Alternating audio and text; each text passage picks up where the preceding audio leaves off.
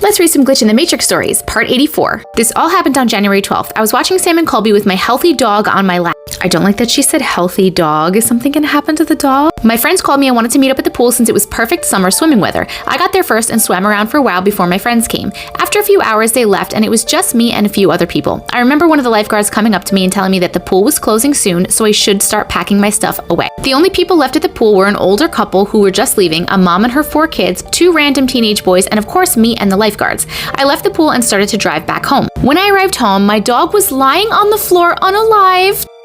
I was shocked and started crying for what felt like hours. When I had pulled myself together enough to bury her and figure out how she died, it was dark outside. That's when I realized there was no clear indicators on how she died. I just brushed it off as old age, or maybe she was sick or ate something she shouldn't have. I went to bed too sad to do anything more and cried myself to sleep.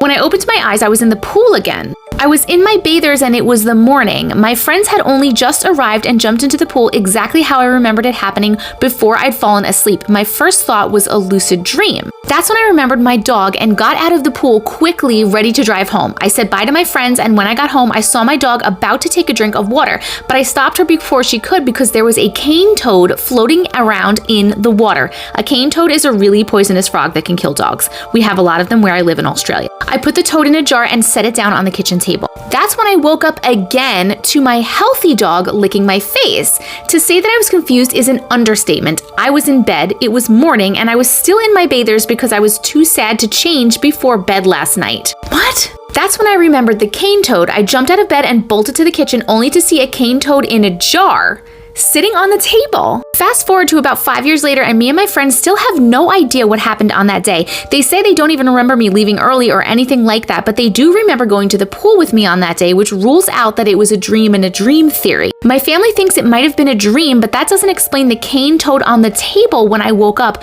or my dog dying and rising from the dead after I had buried her obviously dead body. I guess it just wasn't my dog's day to die. So it happened, and then you woke up and you stopped it from happening because you remembered the dream about it happening, and then you put the toad on the table, and then you woke up again, but the toad was still on the table, which means it wasn't a dream, because who else is putting a toad on the table of your house? Like, that doesn't even make any sense.